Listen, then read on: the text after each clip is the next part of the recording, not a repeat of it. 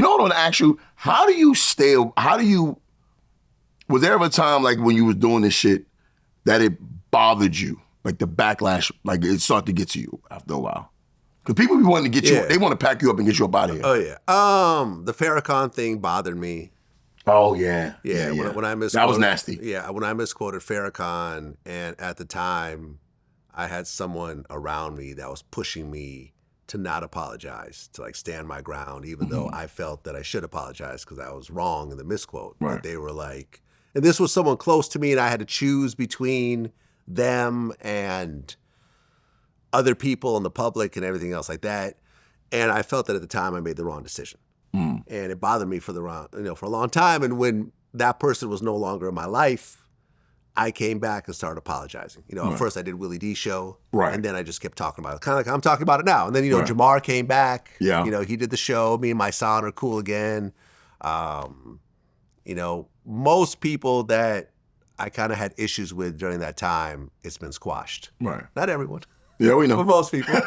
For most people. But more important than whether people accepted the apology or whether certain people came back or not or whatever, it was just something that was weighing heavy on me. I just felt it was a problem.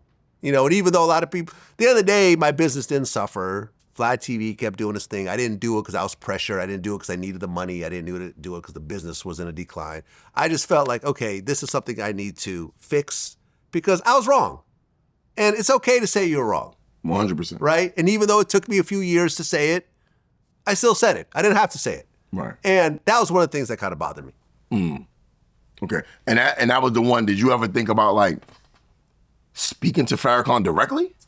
There was conversations about this. Gotta be dope. There was multiple conversations about it. But I think the problem was that even by that time, Farrakhan was sort of, advanced in age. Yeah. And the people around him, I don't think felt an interview like that would have potentially just been viewed the way they wanted it presented. Because Farrakhan doesn't do interviews. When was the last time Farrakhan did an interview? Probably the 90s? Phil Donahue. Yeah, you know what I'm saying? Like that. Because I even said, because there was a real conversation about this. Because I remember I was talking to one of his right-hand guys, and I'm like, well, let's do an interview. And he's like, oh, you just want to monetize it? I said, I don't want to monetize it. We'll do it on your platform. You guys can have the footage. I'll fly to Chicago or wherever he is. You guys could film it. Right. And I thought it'd be big because you had this prominent Jewish person in hip-hop, and you had Farrakhan, the Nation of Islam. Oh, yeah. And I just felt like here's an opportunity where these two groups have been at it for decades. Right. The Anti-Defamation League has always hated Farrakhan, and Farrakhan has always hated the Anti-Defamation League, and they've been going at it, and nothing's ever gotten done, right? Right. And then you got the people like Russell Simmons, who's a good friend of mine, who's sort of trying to be the middleman in all this, and he loves Farrakhan, but he also loves the Jewish community, but shit's never really worked out. So I'm like, oh, here's a great opportunity for a level of healing and understanding, but ultimately it never happened. So it is what it is. Maybe it might happen one day. I'd love to interview Farrakhan. That'd be fire. Is there anybody who you would love to interview, like who you actually want to interview that you didn't yet? Whether it's in hip hop, comedy. Yeah, I mean, me and Kanye have never done a real interview. We did one way back in the day before Vlad TV. It was an audio interview that never came out. That ended up getting lost over time. I would love to interview Elon Musk. Oh, I've interviewed his dad a couple times. His dad? Yeah. His dad is he in South Africa? Yeah. Holy shit. On Vlad? Yeah.